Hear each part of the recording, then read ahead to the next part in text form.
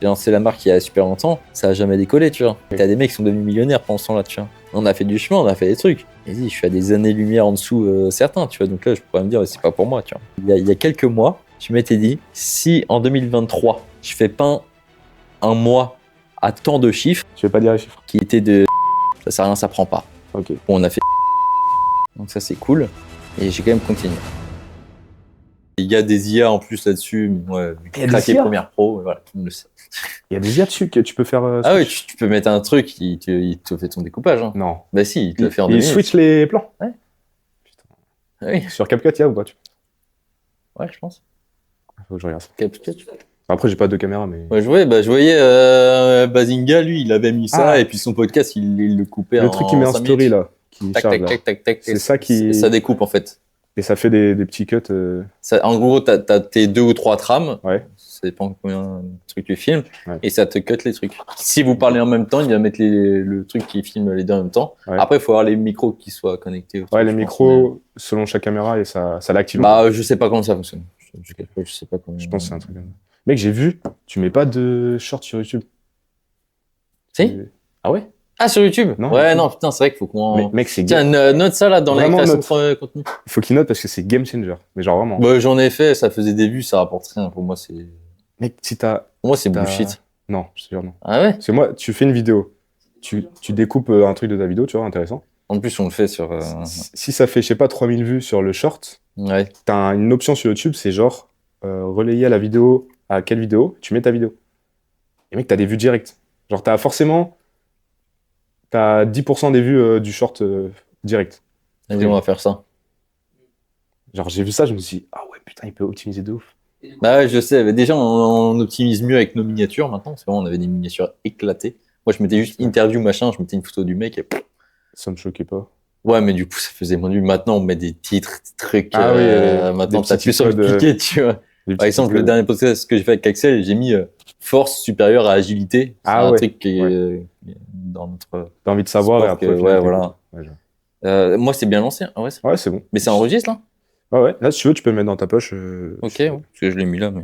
Il va s'éteindre, mais il va juste se mettre en live, mais il va pas s'éteindre. Bon, Matt, je te laisse te présenter. alors, moi, c'est Matt, donc Mathias. Matt Braise, plus connu, sur Insta et YouTube. Je pratique le street workout freestyle, donc freestyle force plus agilité, depuis 2014 maintenant. Donc, j'ai eu des hauts et des bas dans ce sport. J'ai arrêté en 2018, j'ai repris en 2020. J'ai arrêté aussi là il y a presque 1 an et j'ai repris il y a 2 mois. Donc voilà, progression comme ça, quoi. Pourquoi t'as repris là, récemment? Pourquoi j'ai repris T'as ton battle là, j'ai vu. Déjà, j'ai mon battle, mais ça, c'est venu après, du coup. Enfin, c'est venu le jour où j'ai dit, OK, je reprends là. Ok. C'est parti. Ah, c'est venu après que t'aies envie de reprendre. Ouais. Donc ça a fait un effet encore plus. Je te Effet jure. cumulé, quoi. En gros, donc j'ai arrêté le street en mai dernier, donc en mai 2023. Ouais. Pourquoi? Parce que, bon, déjà, un peu blessé de partout, tu vois. Un peu cabossé. Comme tout le monde. Ouais. Et c'est vrai que je prenais un peu moins de plaisir parce que moi, je vis street workout. Comme tu sais, j'ai la marque SBVA, donc Street Workout Athlète. Je faisais aussi du YouTube. Enfin, c'était street toute la journée. Ouais. Et c'est vrai que des fois, t'en as un petit peu marre. En plus, j'avais donné beaucoup de temps pour organiser ma compétition, la SWA Cup. Dans ma ville, et en plus je partais sur un autre taf à mi-temps pour gagner un petit peu d'argent parce que je gagnais pas assez avec la marque en fait. Ok. Du coup je me suis dit bah c'est un bon moyen de faire une pause en fait, tout simplement. J'avais envie de faire une pause. Ouais, Fait du bien parfois. Comme on dit. Dans le taf là, quand tu fais une pause. Là j'ai fait une pause dans le street. Ouais, mais genre t'as fait un peu un burn-out du street, quoi, on peut dire. Bah ouais, mais genre ça m'est pas tombé dessus en mode ah faut vraiment que j'arrête. Non, juste je me suis dit tiens ça va me faire du bien de faire une pause. Je voulais mettre à la muscu, je me suis inscrit à Basic Fit, je suis allé 5 fois. J'ai pas du tout fait de muscu, en fait, j'aime pas ça, en fait. Ouais. Tu Je m'étonnes. voulais même faire street lifting et tout, parce que, en fait, j'aurais peut-être dû en faire, mais j'en ferai peut-être plus tard.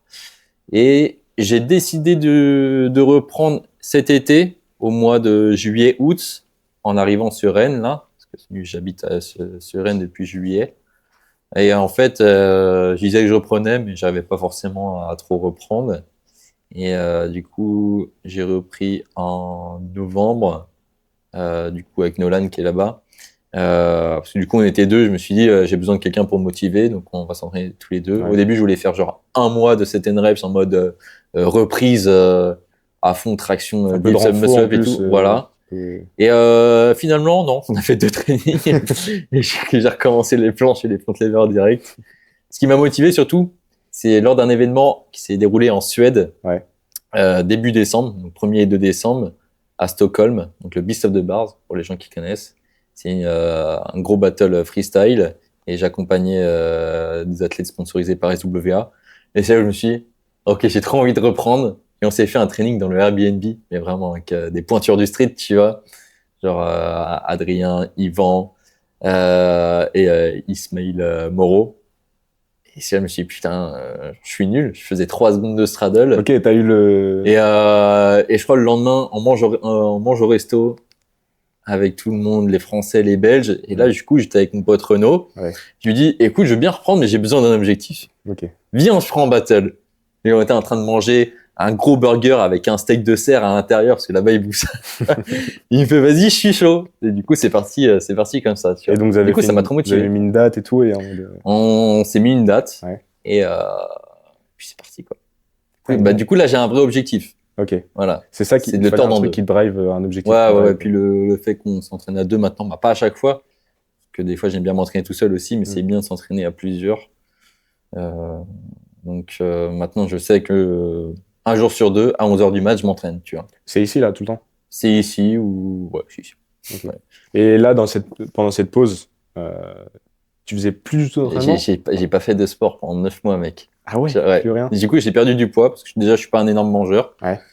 Donc j'ai perdu un peu de poids. Je crois que quand j'ai repris, je me suis pesé. J'ai dû voir un 55-56 kilos. J'ai commencé à avoir peur, tu vois. Là, je fais 60.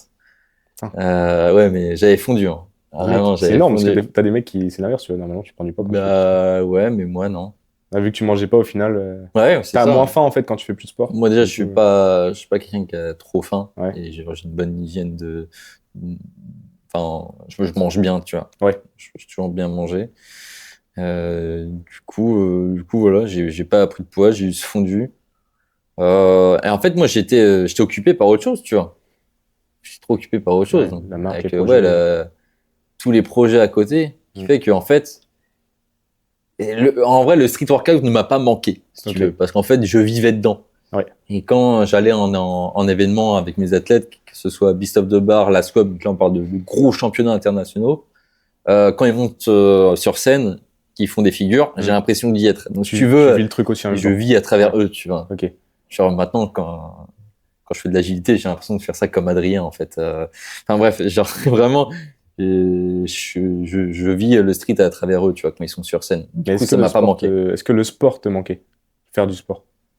Non, même pas. Non, je me sentais bien, en vrai. En fait, tu t'occupais aussi, tu t'étais pas là. Ouais, non, en vrai, je me sentais trop bien. Ouais. Parce que, cet été, je me suis dit, putain, j'aimerais bien reprendre quand même. Ouais. Et finalement, en vrai, je voulais reprendre, mais j'y arrivais pas. Parce qu'il fallait quand même une certaine discipline. Et là, en ce moment, j'ai pas besoin de discipline. Je kiffe trop et puis je progresse comme un ouf. Donc, bien sûr, je vais m'entraîner. Ouais, je vois. Mais quand tu reprends après une longue pause et que t'es nul, si tu veux, t'es pas pressé de faire ton training, toi. Tu te dis, vas-y, si je le loupe celui-là, je m'en fous. Enfin, en fait, tu t'en fous. Ah oui, tu vois pas le progrès, tu reprends, t'es nul et tout. Ouais, mais du coup, c'est ce qui m'a fait bien reprendre. Du coup, c'est la personne avec qui je m'entraîne, donc Nolan, et le battle avec Renaud. Ouais, donc c'est les deux. Et par contre, après le battle, comment tu vois le... Après ce battle-là, ouais. Je reprends quelqu'un en battle. Ouais, il te faut le... Ouais, bon, ça sera dans presque 6 mois, tu vois. Ouais. Mais j'ai déjà proposé à quelqu'un qui est intéressé. Ouais. Ok, ouais. Sinon, sans ça, t'aurais... Bah ouais, j'ai besoin d'un truc qui me stimule, si tu veux, tu vois. J'ai besoin qu'un mec plus fort que moi me prenne en battle et me dise t'as eu ça, je sais le faire et pas toi, tu vois. Parce que là, je vois tes stories et tout, et ça provoque un peu, mais Renaud, là, à l'heure actuelle, il est plus fort sur le papier? Non, je pense pas. Je suis désolé, Renaud, mais je pense que je te casse en deux, en fait. Non, en fait, lui, il est beaucoup plus fort en agilité. Ok. Moi, en force, peut-être qu'il pensait pas que j'allais reprendre aussi vite, mais on va peut-être y revenir, mais pendant ces 9 mois de pause, j'ai beaucoup appris, en fait. Et je suis ressorti plus fort qu'avant. Vraiment. Ouais. Genre, en faisant rien et en observant les autres, j'ai compris comment il fallait s'entraîner. Et c'est pour ça qu'en ce moment, je progresse de ouf en m'entraînant 3 fois par semaine, tu vois. Les gens pourraient dire, attends, c'est pas assez, tu vois. Je fais 1 à 1h30 d'entraînement et pourtant, je progresse de ouf. Après, voilà. Là, je récupère le niveau que j'ai déjà eu avant. Ouais. Quoique je suis peut-être bientôt là plus fort que ce que j'étais en mai dernier. Mais je veux dire qu'il y a une mémoire musculaire et tout ça. Mais j'ai quand même compris comment reprogresser sans se blesser, en fait. Ça, c'est game changer de ouf. Hein. Tu Quand peux t'as en compris parler ça, ou c'est des secrets. secrets? Ouais, mais juste, je finis avec Renault, peut-être. Ouais. Renault, ouais, a de l'avance sur l'agilité. Mais du coup, ça m'a motivé à reprendre l'agilité, notamment avec Théo, du coup, que tu connais, Théo Dolmeta. Ouais. Et en fait, j'ai tellement analysé les mecs que je sponsorise, que ce soit Youssef, Adrien et tous les autres, que en fait, j'ai compris aussi un petit peu l'agilité. C'est juste que j'ai peur. J'ai pas trop de couilles. Mais sinon, je comprends et je progresse plus vite. Et en force, je crois que j'ai compris quoi, comment retrouver un très bon T'as niveau. compris les cheat codes. Ouais, c'est ça, ouais. Écoute, là, on est sur un podcast où, tu vois, il y a des gens qui écoutent un peu de l'entrepreneuriat, Ok. du business, tout ça. Donc, je pense aussi à mes potes et tout. Je pense qu'il y en a qui connaissent pas du tout. Moi, tu vois, agilité, force, ça me parle. Ok. Je pourrais pas tout définir non plus. Mais est-ce que tu peux du coup expliquer, après on va repartir sur ton parcours, mais là, juste expliquer, vu qu'on en parle maintenant, je saute un peu des étapes, tu vois, expliquer un peu la discipline, très brièvement, quoi. Le street workout, pour moi, il y a 3 grandes familles. Il y a le street lifting, qui prend en popularité de fou malade en ce moment. Je kiffe trop, c'est trop bien. 7 and reps, en gros. Donc là, ça va être endurance. Et freestyle. Freestyle qui englobe 2 sous-catégories, qui est l'agilité et la force, tout simplement. Faire des figures de force, c'est quoi? C'est faire des planches, des front mettrai des levers, images sur ça. des human flag, tout ça. Donc, tu as la force statique où tu bouges pas. Hop, un front lever, une planche, et la force dynamique où tu vas faire une planche push-up, des pompes en planche, des tractions en front lever, etc. Et en fait, tu combines tout, t'en fais des combos. Et de l'autre côté, tu as l'agilité où là, ça va être des pirouettes. Hein. Enfin, ça va être plus des 360 sur la barre, des 540. Donc là, ça sera plus, on va dire, ça va ressembler plus à de la gymnastique, mais on a quand même nos codes. Parce que c'est pas de la gym. Et on a des flips, donc des front flip, rig grab où tu rattrapes la barre, des trucs trop stylés.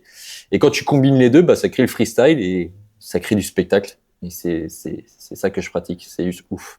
Et on retrouve du coup ces 2 profils un peu d'athlètes, comme tu as dit, des gens qui vont être plus forts en agi, plus forts en force, des hybrides. Et du coup, c'est ça qui crée aussi une harmonie. Et on va en parler, mais tu vois, tu as ce truc de répondre en compète sur un point faible, sur ce que le mec a fait et tout. Donc, c'est. Voilà. Comme ça, on explique un peu le contexte. Là, je vais revenir. Donc, tu as commencé en 2014. Donc, tu m'as dit en off 2013. Oui, 2013, non.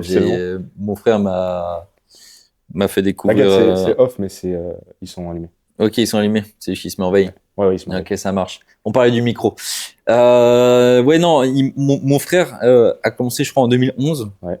2012, un truc comme ça. Il m'a fait découvrir ça. Donc, j'ai commencé, je crois, fin 2013, mais j'ai fait des handstands, quoi. En fin 2013. Parce que là, t'as quel âge? Là, j'ai 25. Je vais avoir 25 ans. J'ai 24. Okay, ouais, j'ai commencé très jeune. Ouais, parce que du coup, 2014, ça fait. Mec, c'est hyper jeune. Personne connaissait ce sport. C'était magnifique. C'était magnifique. Je connais plus d'athlètes qui ont commencé en 2014 qui en font encore aujourd'hui. Enfin, très peu. Très, très peu. Moi, de ce que je connais, c'est des mecs comme Dawei. Ouais, 2014-2015, j'avoue. Sangwan. Dawei, je vois que ça. Dawei, Sangwan. Tu connaissais bien en plus, Dawei. Dawei, ouais. Il vient du monde du freestyle. Hein. Mais c'était quoi? C'était dans des compètes, dans des rassos, des trucs comme ça? Moi, je crois que Dawei, je l'ai jamais croisé. Ah, si, peut-être à Cannes une fois. Je sais plus, en fait. Non, on se connaissait pas trop. Enfin, on se suivait, tout ça, mais ok. C'est pas la personne que genre j'ai fréquenté en compète et tout, tu vois. Ouais. Et là, dans ton entourage, j'étais beaucoup plus tard. Personne de 2014. Dans ton entourage, là, de maintenant. Il y a personne qui non. commence... Toutes les personnes avec qui j'ai commencé avant, ils en font plus. Ah ouais? Ouais. Ils ont tous arrêté. Nous, on avait une team près de Rennes, du coup, il y a un moment, on était 40. Hein. Ah ouais? Putain. J'en souviens même pas de tous les noms. Enfin, si on avait créé une hype de fou, tu vois, genre on passait dans les journaux locaux et tout, tous les jeunes se voulaient se mettre à ça. C'est énorme. Puis on avait des spots près de chez nous, en campagne et tout, du coup c'était trop bien, on se rejoignait là-bas. Les mecs, ils venaient en scooter et tout, ils venaient faire du street, tu vois. T'avais 13 ans ou 14 ans? Ouais, j'ai commencé à 13-14 ans. Ouais. C'est ouf. C'est hyper jeune. Ouais. Et ouais, c'était un autre monde. Ah, j'imagine. C'était un autre monde. Non, je fais pas de ma 200. Ah ouais, bah viens plus par là, au pire. Tiens, Ouais. prends ça. Et mets ça contre. Vas-y. Mets-toi à l'aise. Et du coup, au niveau scolaire, c'était comment? Parce que tu as eu ta marque, là, tu es dans l'entrepreneuriat. Alors, c'est très simple. Collège, Les gros brevet, yeux. lycée. Moi, au lycée, moi, dans ma tête, il n'y a que le street. Ok. Voilà. Je vais pas en cours pour aller au FIBO, la plus grosse compète du monde. J'étais à mon prime, là. Puis après, j'ai fait un bac technologique. STI 2D. J'ai rencontré pas mal de potes actuels. Ouais. À ce moment-là, ouais, j'étais à fond là-dedans. J'étais à fond dans le street, mais une blessure à l'épaule. Enfin, en gros, comme maintenant. En gros, j'ai toujours une gêne à l'épaule. Et je décide d'arrêter. Je me suis dit, bah, je vais faire une pause. Là, c'est quand? Donc là, on est en 2018. Ok, donc déjà 4 ans. Fin 2017, début 2018. Donc je sors du lycée. Et putain, il y a déjà 6 ans. Ah, putain. Ouais, ça me rajeunit pas. Donc là, je fais une pause. Et là, moi, ce que je voulais faire, c'était un BPGEPS. Ok. AG2F. Voilà, comme tous les streeters, en fait. En vrai, j'aurais pu faire STAPS. En vrai, j'aurais pu faire plein de trucs, mais moi, je voulais mon diplôme BP. Et après, je me disais, ouais, je vais donner des cours de street workout, etc. En gros, je vais faire du coaching. Ouais, Sauf qu'à l'époque, personne ne faisait de coaching, cours en ligne et tout. Du coup, t'étais un ovni. Genre, non, mais fais pas ça. C'est nul, tu vois. Ouais, et en fait, du coup, je bossais en intérim et tout ça à côté pour financer mon école. Et en fait, le soir, j'étais sur YouTube et je découvre des trucs de business en ligne, dropshipping, tout ça, tu vois. Je fais putain, trop bien. Là, je vais me faire de l'oseille, tu vois. Je vais me faire de l'oseille et puis je vais pouvoir. Parce que pourquoi je voulais de l'oseille? Parce que je voulais voyager dans le monde entier, rencontrer les mecs qui font du street. Ok, stylé. Attends, c'est comme qui? Il y a un autre gars qui a dit ça. Ah ouais? Attends, ça me dit. Manifeste-toi à qui es-tu? Ça me rappelle un truc. Vas-y, continue, ça va me revenir.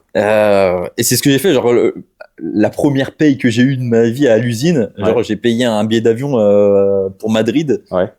Je suis resté là-bas avec que des streeteux et puis. C'était quoi? C'était une compète? Non, je suis allé comme ça. C'était un rasso, genre? Non, je suis allé comme ça. Ah, il y avait rien. Ouais, j'ai envoyé un message. Ouais, il y a Matt Brest qui débarque.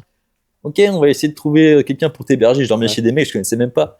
Ah ouais, tu voulais vraiment voyager. C'était le premier truc. Et moi, je voulais devenir fort avec des gens comme ça. Madrid, genre, c'est la ville du street workout, tu vois. Ok. Freestyle. Du coup, je me suis dit, il faut vraiment que j'aille là-bas. Du coup, j'allais là-bas. Après, je me suis dit, tiens, j'ai envie d'aller à LA, à Los Angeles pour m'entraîner à Santa Monica et tout. Enfin, je pense à tout ça. Du coup, je me suis dit, il faut d'oseille. Du coup, je me suis intéressé au business en ligne et tout. Tout a fail, sauf une fois. J'ai vendu un truc en dropshipping. Je me suis dit, putain, ok, donc c'est possible. Et là, j'ai mon meilleur pote qui m'a dit, tu devrais faire une marque de street, enfin, dans le street workout. C'est ta passion. Ouais. Là, on est en 2018, hein. 2018-2019, tu vois. L'avance. Donc, il y a que Grand Nation qui existe et c'est pas une grosse marque, tu vois. C'est pas une grosse marque, tu vois. Ouais. Pourtant, ça faisait déjà des années qu'ils étaient là. D'ailleurs, j'étais sponsorisé par eux avant. Ils m'envoyaient juste des colis. Mais j'adorais cette marque.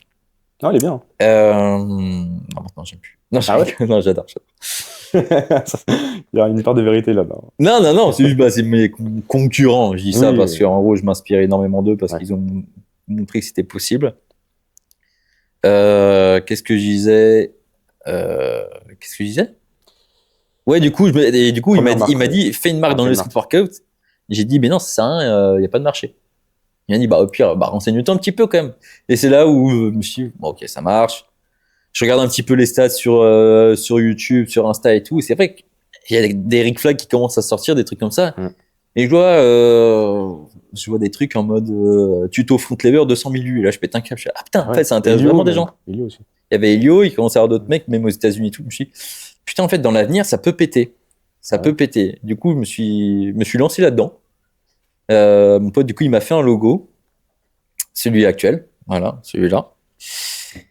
Celui-là. Je suis en fou les WA. J'avais pas fait gaffe. Je m'habille que de ma marque, en fait. J'achète pas de vêtements. Mec, c'est le rêve, en vrai. C'est une marque. Ouais, je m'en rends même plus compte. Je rigole. J'ai même le t-shirt en dessous. Normal, je ferais pareil. Et du coup, je me suis lancé là-dedans, mais du coup, j'ai pas fait d'études. Et j'ai rien fait. Du coup, pour moi, monter une marque, c'est faire un t-shirt, tu l'imprimes, tu fais ton logo dessus, tu vas avoir quelqu'un d'influent, donc un mec qui a 100 000 abonnés, tu fais un contenu avec lui, avec le t-shirt et ça pète. C'est ce que tu as fait. Ouais. Pour moi, l'idée du business, c'était ça. Ouais. C'est ce que j'ai fait, ça a fail, complètement. Ah, ça a fail. Ben oui, ça a fail, ça marche pas. Des mecs connus qui portent des sapes tous les jours, des nouvelles sapes. On s'en branle de ce qu'ils portent. Je pensais que ça avait lancé le truc, moi. Mais non, pas du tout. Du coup, ce que j'ai fait les premiers t-shirts. En fait, j'avais même pas créé la marque, en fait. J'ai juste fait un truc sur un logo et je me suis dit, j'avais une page Insta où, en fait, je demandais aux athlètes plus connus de m'envoyer leurs infos et je faisais des portraits d'athlètes. Okay. Bon, ça me faisait kiffer. Et à un moment, j'ai pris un billet d'avion encore pour l'Espagne. J'ai loué une voiture à Madrid. Je suis allé jusqu'à Valencia et j'ai tourné 2 interviews avec Raoul Villarreal et Sergio Ordonez. C'est 2 mecs de street qui étaient super connus à l'époque, tu vois. Okay. Et sur Madrid avec Nordin Workout, que tu dois peut-être connaître. Nordin Workout, il avait la plus grosse chaîne YouTube de street workout au monde, limite. Ou après Chris Aria, pardon. Donc c'était juste ouf et je fais des petites interviews avec eux mais de 15 secondes en format short en mode qu'est-ce que tu préfères entre ça et ça toujours 2018 là c'était en 2018 mais j'avais pas de site internet ni rien, je voulais juste que ça pète sur les réseaux en fait. J'avais pas créé de marque encore, j'avais juste le logo, un pauvre t-shirt nul et je poste ça et ça flop, tout le monde s'en branle. Pourquoi? Parce qu'il y avait pas de projet, il y avait un t-shirt et une interview. Voilà, que les gens disent quoi? Oui, super. Flop total.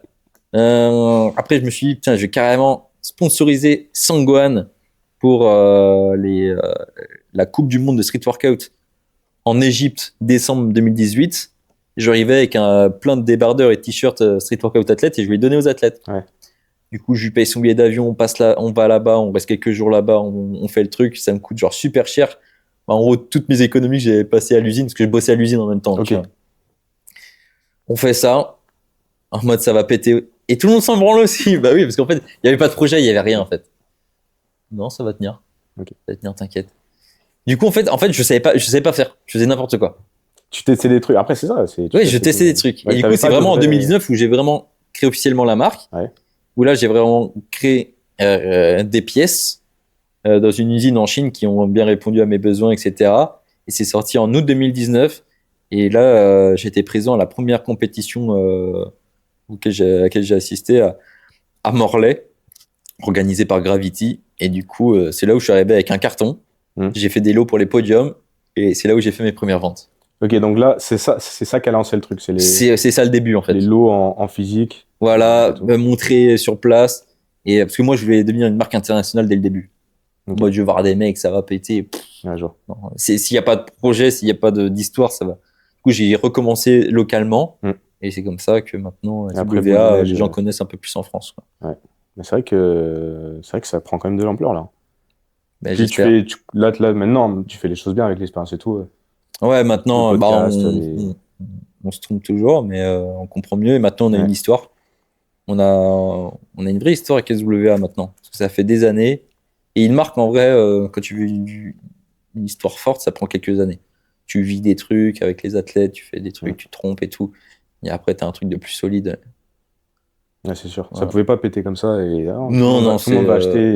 En fait, j'ai confondu site de dropshipping et vraiment marque de sport, en fait. Ce qui n'est pas du tout la même chose, parce que là, on vendait pas des trucs de matériel sportif. Moi, ce que je voulais créer, c'est vraiment une expérience avec SWA. C'est certes vendre des sapes, parce qu'on est connu pour ça, mais il n'y a pas que ça dans SWA. Ok.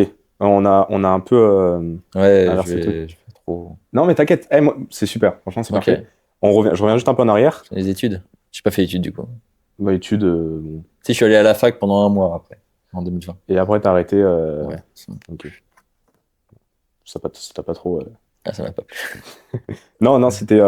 Tu vois, moi, quand je faisais mes recherches, je regardais tes vidéos, tout ça. Je regardais pas mal de vidéos. Et 2015, dans les premières, 2014-2015, si je ne me trompe pas, à peu près quand tu commençais, je regarde tes vidéos et tu vois, on voit un mec déter, un mec tu fais du contenu, tu t'entraînes, t'es déter, alors que t'es jeune. Ça te vient d'où ça? C'est cette envie tu fais du contenu, tu fais des choses, tu vois, t'es pas là. Contenu parce qu'en fait, le street workout, c'est un sport où tu crées du contenu. Genre depuis le début. Hein. Genre tu te filmes et tu montres. Ça a toujours été comme ça. Ok. Depuis Facebook en 2013-2014, on a toujours posté nos perfs et identifié nos potes. Ça a toujours été ça, tu vois. Donc, j'ai fait comme les autres. J'ai juste fait comme les autres parce qu'on m'identifiait. Du coup, moi, j'identifiais les autres, je postais. Après, ça a continué sur Insta. Maintenant, c'est plutôt la même chose. Maintenant, on poste des trends, des perfs aussi, mais moins.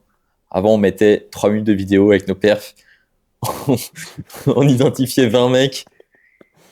Et ça repartageait. Et puis voilà. Tu sais que ça se faisait encore récemment, ça. Hein.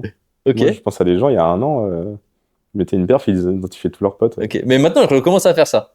Non, mais en vrai, j'aime bien faire ça. C'est pas con. Et sinon, pourquoi j'ai charbonné comme ça? En vrai, j'ai toujours été très sportif et tout, et être meilleur que les autres. Donc, pas plus qu'un autre en vrai. Hein. C'est juste que j'ai peut-être eu la chance de découvrir ce sport assez tôt et être bien accompagné. Ouais. Déjà parce que mon frère le pratiquait, encore maintenant. Lui, ça fait 47 ans qu'il fait ce sport. Et ça fait très longtemps. Là. Hein? Il doit être monstrueux, là, ton ref. Bah, maintenant, il fait plein de choses, plein de sports différents. Ah, ok. C'est pas genre street à fond. Ok, ouais. Il touche à plein de trucs, il continue un peu le street et il fait plein de sports. Ouais. Tes objectifs changent au fil des années, tu vois. T'es plus à son... Comme moi, à un moment, je m'en foutais de la perf, tu vois. Là, ça revient. Mais des fois, tu t'en fous, tu vois. Ouais. Et j'avais raconté cette anecdote quand j'avais fait mon podcast avec Flo Marek. Je disais que même quand j'étais gamin, donc je jouais au foot, j'étais matrixé par... j'étais un footeux, tu vois. Moi, je voulais faire des trainings de 2 heures militaires et qu'on bombarde, tu vois. Parce qu'on perdait tout le temps et ça me saoulait, tu vois. Du coup, je revenais à la maison et c'est là où j'ai créé mes premiers programmes d'entraînement. En football. Donc là, t'avais 11 là, j'avais 8 ans. C'est ouf. Je mettais des plots, des chambraires dans les sapins comme ça pour cadrer et tout ça. Pour tirer. Et je me suis dit, si je m'entraîne comme ça, là, je vais être vraiment bon.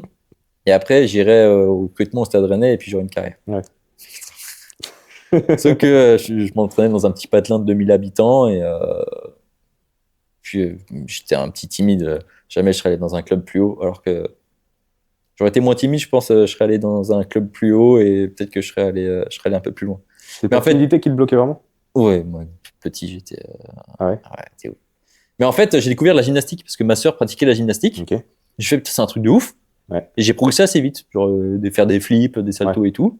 Et du coup, je me suis mis à la gymnastique à fond. Juste avant le street, du coup. Ouais. Entre le foot et le street. Il y a un moment, je faisais de la gym et du street en même temps, fin collège. Putain.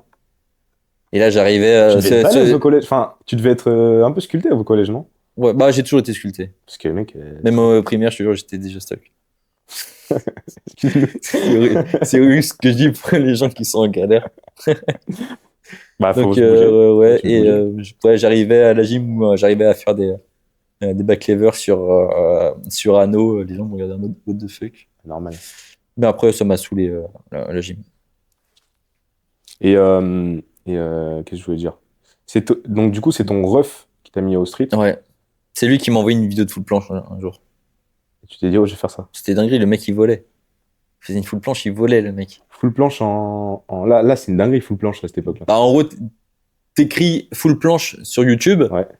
T'as entre 5 et 10 vidéos de 15 secondes où tu vois un mec en qualité 140p, tu vois, qui fait une full planche dans une vieille salle de gym. Souvent, c'était des gymnastes, des mecs comme ça. Je suis tombé là-dessus, tu vois. Maintenant, t'écris full planche, t'as 3 milliards de vidéos. Ouais. Mais à l'époque, c'était ça. Et lui, en fait, vu que je faisais de la gym, mon père avait quand même installé une barre fixe dans le jardin. Ok. Et mon frère, il m'avait montré le muscle-up. Et j'avais essayé, putain, c'est une dinguerie, ça, c'est trop dur, tu vois. Et mon frère, il faisait de la natation. Donc, lui, il faisait un peu de muscu à côté, il avait découvert les muscle-up. Ouais, donc, il enchaînait traction, muscle-up et tout. Moi, j'étais, oh, dinguerie! Moi, je faisais des bascules, tu vois. Et c'est là où il a connu tout ça, quoi. Il a quel âge de plus que toi, ton ref? Il a 6 ans de plus que moi. Ok, donc. Il a 30 ans. Donc, j'avais demandé tes inspirations, j'imagine qu'il t'inspirait beaucoup, là, à ce moment-là. Ah, bah, au début, ouais, c'était un mec qui faisait des one-arm front lever en 2015. Ouais, donc. Et bien plus propre que certains d'aujourd'hui. Après, il a fait freestyle, du coup, comme moi, agilité force. Au début, il était pro force. Et après, il s'est mis au human flag, tout ce qui est drapeau humain. Et maintenant, il fait carrément des spectacles de drapeau humain. Enfin, bref, il est trop chaud. Mais il touche à tout maintenant, en fait. Il fait carrément des portées et tout. Enfin, il fait plein de trucs. Incroyable. C'est diversifié. Est-ce que tu te rappelles de ton premier training en street? Alors, ouais, en vrai, ouais. En vrai, ouais. En fait, je me rappelle, putain, c'était incroyable. Mon ref, il dit, en fait, pour commencer le street, là, faut qu'on crée un compte Facebook. Ok. Faut qu'on poste sur Facebook, parce que les mecs à Paris et tout, ils font ça. Ils montent leur page sur Facebook. Ouais. Donc, faut qu'on mette des backlevers, des human flags et tout, pour montrer que, tu vois, on est là. Compète, En quoi. fait, c'était ça, tu vois. Ouais. Genre, on est là, tu Ouais, vois. en fait, On est là. existe. Ouais. Tu Je vois. vois. C'était pas genre, on s'entraîne dans notre coin. Direct, c'était, non, on va se montrer. Ouais, je vois la Parce que ces mentale. mecs-là, faut qu'on les rencontre un jour, faut qu'on fasse tout ça, tu vois. Ça arrivait tellement vite. Je me rappelle, il m'a dit, on va faire une séance photo. Et moi, je savais faire que l'équilibre, le handstand, que j'avais appris en gym, mais encore, je le tenais pas trop. Et le L-sit.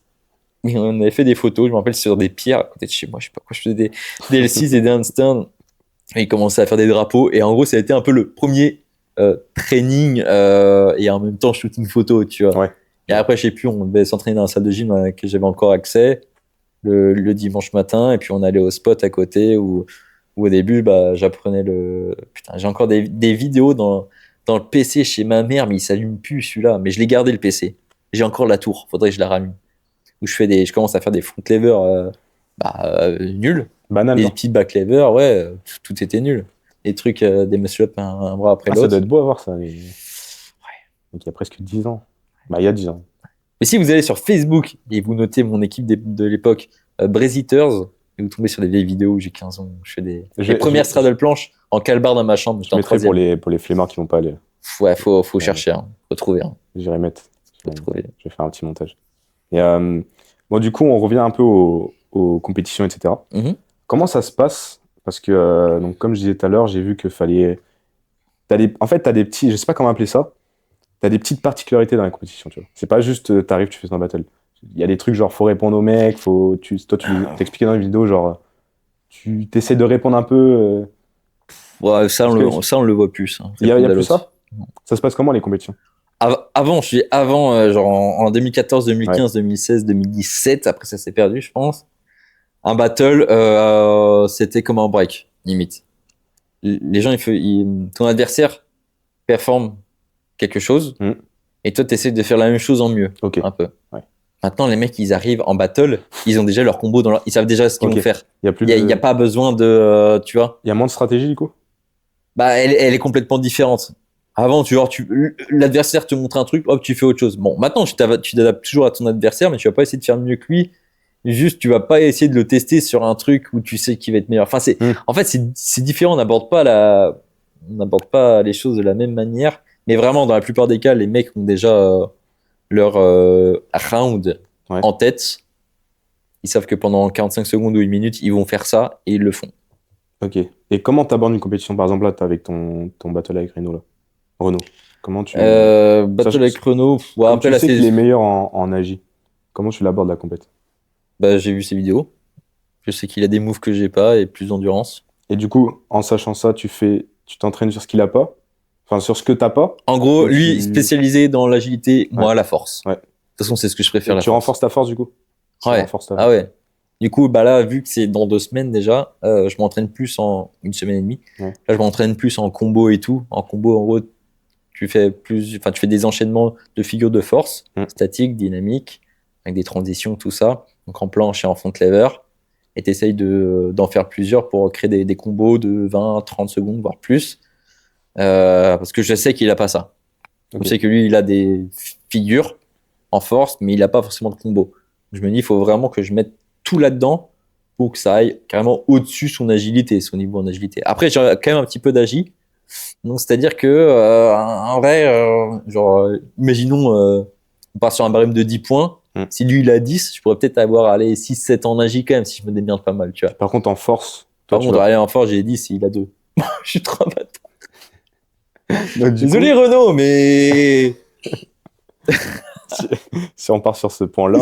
Non, mais après, en fait, t'es censé gagner, du coup.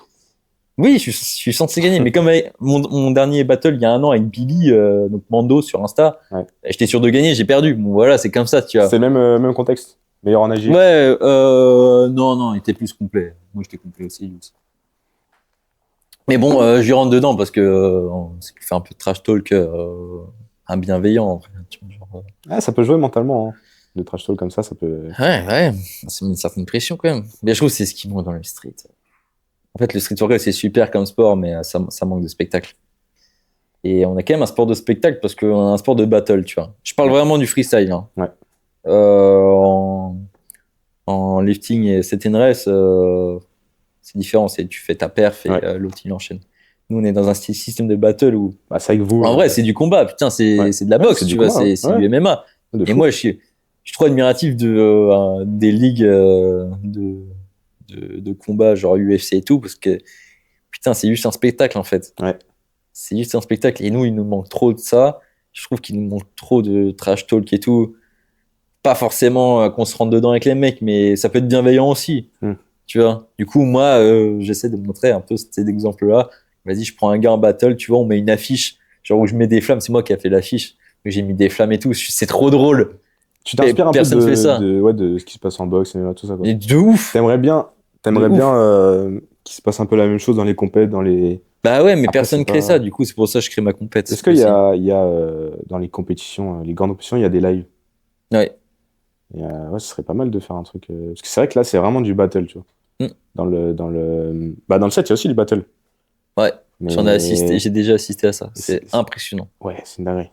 Mais tu vois, c'est vrai que le battle, bah, c'est une bataille, c'est un combat. Ouais, ah, mais moi je ce côté. Je kiffe trop. Trash talk, spectacle, peut-être ça manque, ouais. Bah ouais, ça manque de ouf. Ça manque de spectacle. Pour en amener un peu plus.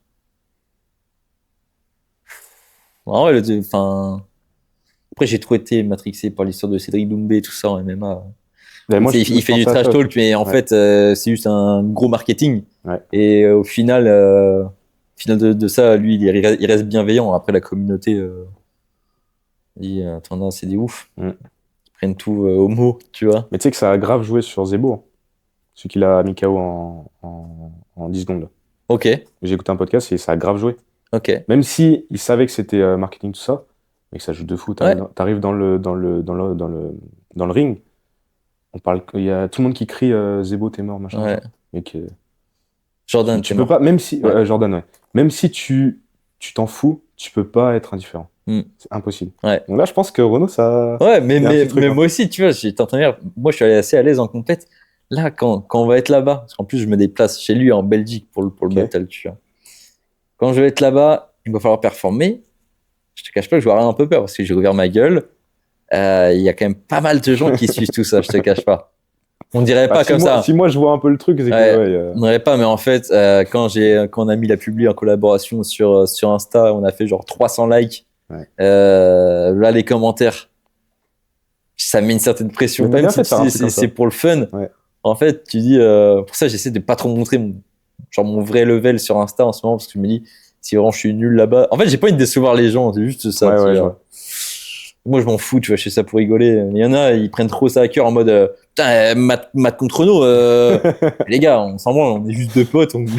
Si ça prend des proportions. Après, ça prend pas des proportions, genre, il n'y a pas 10 000 personnes qui vont être en live pour regarder. Ouais. Mais on aura un live carrément et un mec qui va rapporter son setup et tout pour faire le commentateur. Ah, c'est énorme. Ah, donc ouais, on a carrément, on est en collaboration avec une salle de calisthenics pour faire ça et tout. Ah, donc le petit storytelling de duel, il va se passer au final. Bah ouais. Ah, c'est lourd ça. Bah en vrai ça plaît. Du coup, les gens attendent ça. Le dernier battle que j'avais fait contre Billy, on a fait ça à Morlaix pendant un rassemblement où il y avait aussi 50 personnes qui regardaient autour et on était en live sur le Twitch de Sangwan, tu vois, en même temps. Donc, stylé, c'est bien. Est-ce que c'est quoi ta plus belle victoire en street? J'ai jamais gagné. T'as jamais gagné? Non. Ta plus belle compète? Attends, mais si, j'ai déjà gagné. C'était pas genre les compètes, genre ouf, tu vois, mais j'ai déjà gagné des petites compètes, tu vois. Ma plus belle compète? Ouais. Je pense qu'il y en a eu deux. La première que j'ai fait à Madrid, c'était un Battle of the Bar. Battle of the Bar, ça fait 10 ans que ça existe. Ça a été écrit par WCO, c'est une ligue américaine qui justement organise des battles de street workout freestyle un peu en mode MMA, tu vois. Donc c'est stylé, tu vois. Mais ça se passe que à Los Angeles, Las Vegas ou Dubaï. Mais à l'époque, ils ont essayé d'arriver en Europe. Ok. Et du coup, j'en avais fait un à Madrid. Mais c'était un battle un peu classique. On était allé à 4 Français, donc on était 4 de la team. On était allé là-bas affronter les Espagnols, tu vois. La hype était ouf. Donc, c'était en 2014, ça. Hein. Bah, t'as fait une vidéo dessus, non? Ouais, peut-être, ouais. Battle of the Bar, ça me dit un truc. Dans les premières, là. Donc, en fait, il y a plein de trucs qui se ressemblent, les King of the Bar et tout. Mais, Ah, c'est vrai, il y a je sais King pas of si the j'ai Bar fait aussi. Mais sur ma chaîne, ouais, il y a quand même battle contre mon frère. Je t'ai tombé contre mon frère dès le début. C'est énorme. Et en fait, celui qui gagnait le tournoi, donc la compétition, partait tout frais payé à Los Angeles pour un Battle of the Bar à Los Angeles. Incroyable. Ouais, je vois ça, mec, j'avais 15 piges. Dinguerie. J'étais en mode, faut trop que je gagne, faut trop que je gagne. Et en fait, avant cette compétition-là, j'avais déjà fait des compétitions internationales, Ouais. mais je te cache pas que quand t'as 14 ans et tu fais des compétitions internationales, putain, en fait, bah, tu failles le tout, en fait. Tu te chies dessus. Oui, t'arrives, tu fais caca, littéralement caca Tu fais dessus, littéralement caca dessus. et tu rates tout. Tu rates tout, parce qu'en fait, tu peux pas accumuler autant de pression à un gamin qui a jamais fait. C'est impossible, tu vois. Ouais. Du coup, je ratais tout. Et là, c'est la première compétition où je me suis senti à l'aise. Les Espagnols, ils sont adorables. Enfin, c'est la communauté de Street Sport Club que je kiffe le plus. Ils sont adorables. Ils te veulent que du bien. Contrairement peut-être à d'autres pays, tu vois. Eux, ils sont vraiment adorables. Et j'ai trop kiffé. Je me sentais à l'aise. Et j'ai commencé premier battle contre mon frère. Après, j'ai gagné le prochain. Jusqu'à arriver jusqu'en demi-finale où j'ai perdu. Mais du coup, j'ai affronté une autre personne pour la petite finale, pour la troisième place. Ouais. Et j'ai gagné, j'ai remporté la troisième place. Dinguerie. Mais du coup, t'avais gagné contre ton frère? Ouais. Incroyable. Ouais. Il était plus chaud, non? Ouais, là, j'étais vraiment chaud à ce moment-là. Ah, c'était. Cette compète, j'étais vraiment chaud. Ah, ok, donc c'était kiff-kiff. Ouais, cette compète, j'étais vraiment chaud. Et putain. J'avais endurance infinie. Ah ouais? Ouais. Et juste pour revenir, quand j'ai dit tu te chies littéralement, c'est par rapport à. Il y a une référence par rapport à la vidéo du Fibo. À la vidéo du Fibo, ouais. C'est pour que les gens qui écoutent comprennent. Ouais, ça peut paraître bizarre, là, j'ai dit ça. Ouais, c'est la vidéo qui a plus flop sur ma chaîne, mais elle est pas mal. Il est pas mal le storytelling. Franchement, elle est vraiment pas mal. Là, par contre, c'était vraiment. J'étais allé chier parce qu'en fait, je pouvais plus tenir la pression. Et ouais, en Espagne, ça a toujours été cool. Et après, il y a eu le King of the Bar en Espagne 1 an après, où là, j'ai pas mal performé aussi, mais j'ai perdu dès le début. C'était contre le champion d'Espagne, Roger Jiménez. J'ai fait égalité contre lui. J'étais en mode, what the fuck, je fais égalité contre le champion d'Espagne, là? C'est une dinguerie. C'est quoi cette dinguerie? Ouais. Et après, il m'a. Ça se passe comment, du coup, égalité? Pourquoi Bon, maintenant, il y a moins d'égalité parce qu'on s'est jugé, mais à l'époque, tu recommences un round. Puis, tu recommences. Ouais, tu refais un round, et puis là, en fait, moi, j'avais pas l'endurance. Donc, je faisais n'importe quoi. Lui, il avait des full planches infinies déjà à l'époque. Donc, il m'a battu. Chaud. Mais putain d'expérience. Quand même, égalité, c'est chaud. C'était l'ancêtre de la SWAB, ça. Tu connais la SWAB? Non. C'est un peu le nouveau championnat du monde de street. C'est à Madrid, dans un gros amphithéâtre où tu as 1000-1500 personnes et tu as les meilleurs du monde qui s'affrontent. Et donc ça, c'était le... C'était avant, en fait. C'était avant ça. Ok, stylé. Et qu'est-ce que ta première compète t'a appris jusqu'à aujourd'hui encore? C'est un truc à la con. Non, mais ne pas tenter des choses qu'on ne maîtrise pas. Ok. Et mec... C'était en 2014, ma première compète à Paris. Bateau, mais... Et j'avais pas le 360. Donc, le swing 360 classique qu'on connaît tous. Je l'avais pas, mais mon adversaire, Korash, l'avait. Non, c'était pas contre Korash. C'était contre Ali, un ancien du street. Et je vais tenter. Et je me suis étalé comme une crème par terre. En fait, y a pas de... En fait, ça n'existe pas en mode je tente et ça passe. Enfin, j'y crois pas, ça passe une fois sur 100. Du coup, et encore, je vois encore des mecs aujourd'hui qui tentent des trucs. T'as déjà fait ça à l'entraînement? Non. Pourquoi tu le fais? Parce que... Comme si qu'en streetlifting, tu dis, vas-y, je sens aujourd'hui, là, je peux passer genre un 2 kilos de plus que d'habitude. En street, c'est la base. Compète, tu peux pas... Tu peux perdre... Tu peux faire un truc que t'as pas fait à l'entraînement parce que t'as la surcompensation. Ouais. Mais... T'as l'adrénaline et tout. Je veux bien comprendre que des fois, on peut plus perf. Mais vas-y, il y a trop peu de chances que ça passe. Non, mais par exemple, t'as des formats qui vont t'aiguiller sur ce que tu peux avoir et tout, mais tu fais pas plus 20, plus 10, plus 20, tu vois. Mais t'en as, putain, mais encore aujourd'hui. Mais je leur dis aux gars, parce que je suis très proche des athlètes français qui performent à l'étranger et tout ça. Ouais. Chaque fois, je les suis, les mecs. Et des fois, ils font des combos très forts, mais ils ratent leur combo. Et à chaque fois, je leur demande, tu t'es entraîné à le faire à l'entraînement? Non, mais ça devrait passer. Non, en fait, si tu l'as jamais passé une seule fois dans ta vie, en fait, l'entraînement, il doit être plus dur, ça passerait, ça passerait pas. Ouais. Ça peut pas passer. C'est pas possible. Tu te mets trop. Mais c'est marrant parce que là, tu parles d'athlètes que tu vois, tu conseilles et tout. Tu me disais que tu avais voulu faire un BPGEPS et t'as jamais coaché? Dans le street? Ouais. Si. Et là, tu coaches plus? Non, bah maintenant, j'ai déjà sorti une formation front lever, enfin un cours en ligne, front lever. Je vais en relancer. Je préfère faire des gros blocs comme ça que de l'accompagnement. Ok. Parce que c'est pas mon métier d'être coach. Par contre, parler de mon expérience et divulguer de l'information là à fond. Par contre, coacher quelqu'un, accompagner quelqu'un, un peu moins, même si il faudrait que je sois concentré sur un ou deux mecs. Tu vois. Ok, je vois. Bah, tu peux pas faire ça à plein temps.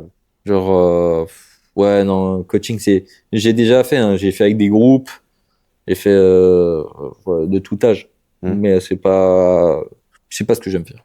Ok. Non, ça... Par contre, type programme e-book, tout ça, c'est plus ton... Ouais, bah, format vidéo, moi beaucoup. E-book, pas trop, mais plus format vidéo. Genre, j'aime bien ma formation front lever. Ouais. Il y a beaucoup de théorique. Ouais. Comment je l'aborde, c'est tableau blanc et je donne un cours. En fait, moi, je kifferais aller. la formation, c'est plus. Il y a beaucoup de vidéos dedans. Il y a 7 heures de vidéo. Ok, c'est pas. Ouais, je pensais que c'était un e-book. C'est juste une dinguerie. Il y a 7 heures de vidéo avec de la théorie, de la pratique et tout. Ouais. Moi, c'est ce que je préfère. Donc, vraiment, ouais, étaler tes connaissances et. Enfin, étaler. Ça peut paraître un peu Ouais, en mode, pour faire ton programme d'entraînement, tu as besoin de ça, ça, ça. Maintenant, t'appliques ou pas, mais j'ai pas envie d'être le coach direct qui te dit toutes les semaines, du coup, tu as fait ça? Non. Ok, bon, bah, faut faire ça. Ok, je vois. Parce que la plupart des gens, en vrai, n'appliquent pas forcément ce que tu dis. C'est dommage pour eux, mais. Ouais. Donc, je préfère étaler, montrer que tu sais, montrer par rapport à ton empirisme et tout. Ouais. Et après, les gens, ils en font ce qu'ils veulent. Et... Mais les gens s'en rendent pas compte que. Putain, ma formation front lever, en vrai, c'est une mine d'or. Quand vraiment, parce qu'il faut pas la regarder une fois vite fait, c'est pas ça, c'est un truc qui t'accompagne. C'est vraiment un truc qui t'accompagne. Mais il y a des gens, putain, en fait, ils arrivent pas à suivre ça. Ils ont besoin d'un coach. Et moi, j'aime pas être coach. Je préfère balancer 5 heures de vidéo et tu la regardes plusieurs fois dans l'année pour t'imprégner des trucs et dire putain, faut vraiment que je me mette ça dans la tête. Parce que je vois encore des élèves que j'ai eu de cette formation-là qui n'ont pas compris ce que je voulais dire dans la formation. Et ça me ronge, mais bordel, et en plus, je me répète beaucoup dans la formation. C'est pour ça qu'elle dure si longtemps. Et je dis, je rabâche beaucoup. Je répète beaucoup les choses parce qu'il faut que ça rentre. Et pourtant, les gens, ça ne rentre pas. Ah, mais c'est ça le problème, c'est que c'est, comme tu l'as dit, où le mec, il a la formation, il s'entraîne, il est assez sérieux, il s'entraîne et il la regarde tout le temps. Ouais. Enfin, tout le temps, dès qu'il y a un problème ou quoi.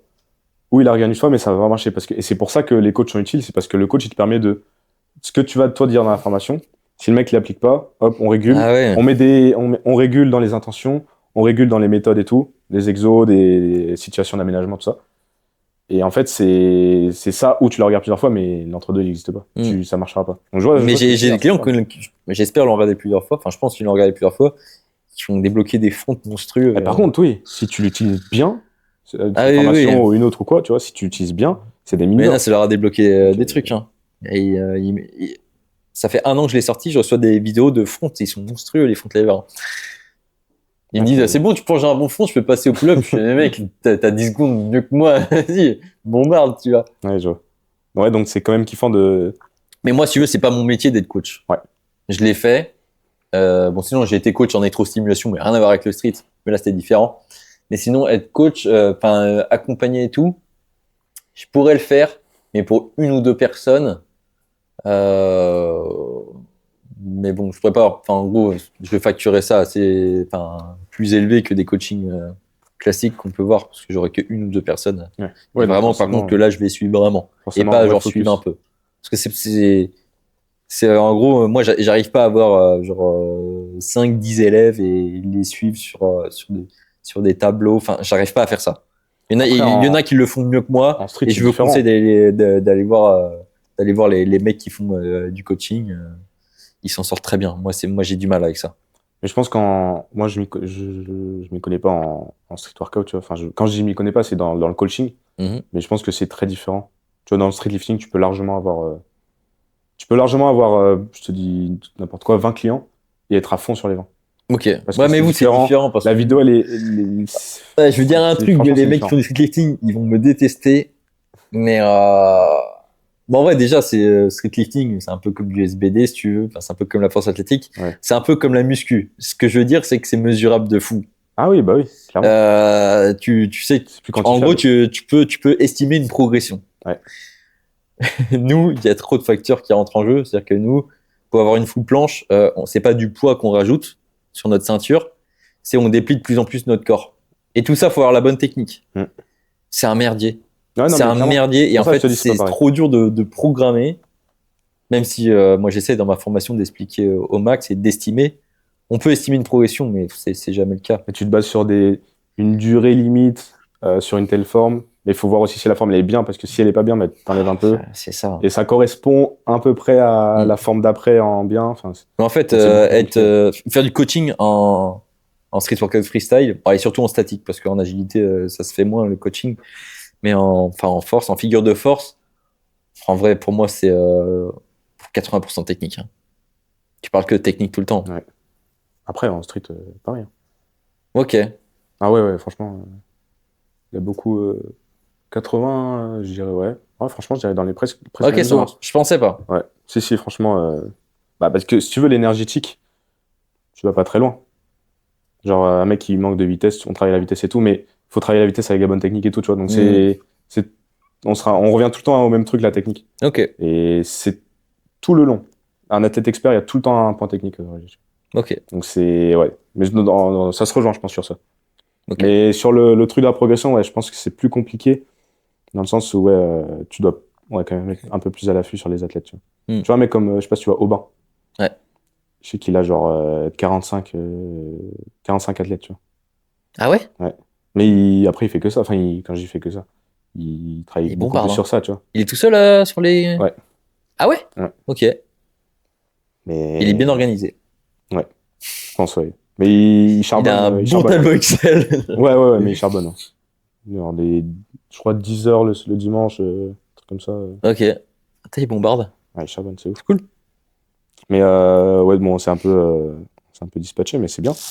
Donc du coup, j'en étais où? Parce que là, depuis le début du podcast, ça fait ma trame. Bah ouais.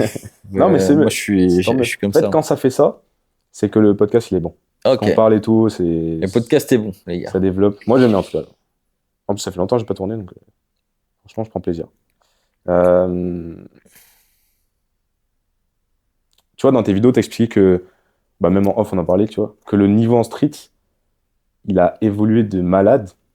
Que un truc qui était avant très dur, maintenant c'est banal, voire même c'est haché, quoi. Limite, t'as que ça. Genre avant, Ça dépend de tes points de référence, mais oui. Ouais, voilà, c'est devenu un peu plus banal, tu vois. Et de ce fait-là, qu'est-ce que tu dis, toi, aux débutants qui commencent maintenant, pour pas qu'ils soient trop découragés?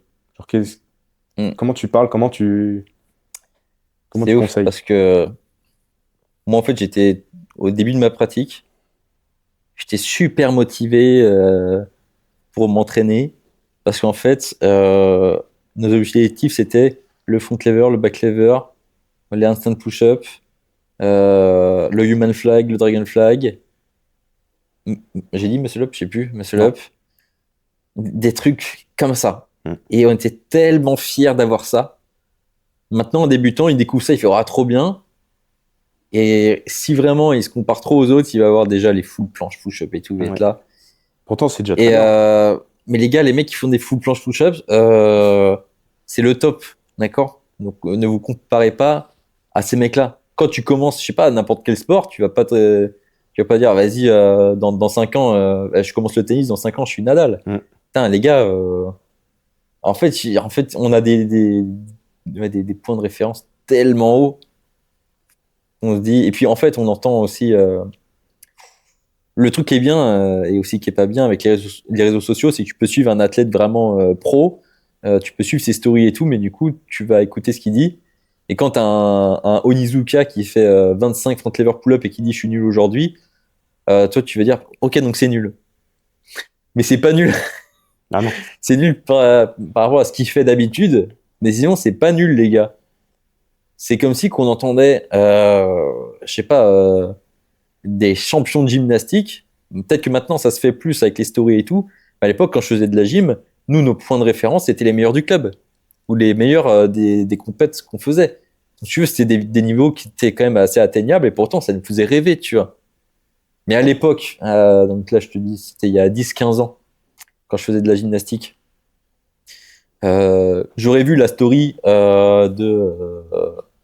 de Samir Machin, le champion aux anneaux français, qui dit putain, j'arrive pas à Van Gelder plus Iron Cross reverse. Je me suis dit, je suis une merde. J'aurais dit putain, mais en fait, c'est nul ça, tu vois. Ouais, c'est sûr. Tout dépend des standards, quoi. Et maintenant, on a accès au quotidien de pro parce que des mecs comme Livan, par exemple, tu vois, qui c'est Livan, qui s'entraîne à Rennes là. En vrai, ça va faire 8 ans qu'il s'entraîne, je crois, ou 7 ans. Mais avec une rigueur de fou. Lui, les gars, c'est le top niveau. Et si un jour, il n'arrive pas à faire, je sais pas, des 10 full planches push-up, et qu'il dit, ça, je suis une merde, parce qu'ils parlent comme ça, les mecs, ils en ont rien à foutre. Vous allez dire, ok, donc c'est nul. Mais c'est pas nul. Ouais, c'est pas nul. C'est juste pas nul. C'est toujours Et quand t'entends les meilleurs tout le temps, bah oui, forcément. Après, c'est bien parce que ça te pousse aussi à aller plus loin parfois, tu vois. Ouais. Comme, imaginons, t'es dans un cadre où bah, tu lances un business, t'es avec des mecs qui font tant de chiffres par mois. Bon, bah, si tu veux faire, je sais pas, 10K par mois, tu vas dire, ok, c'est nul.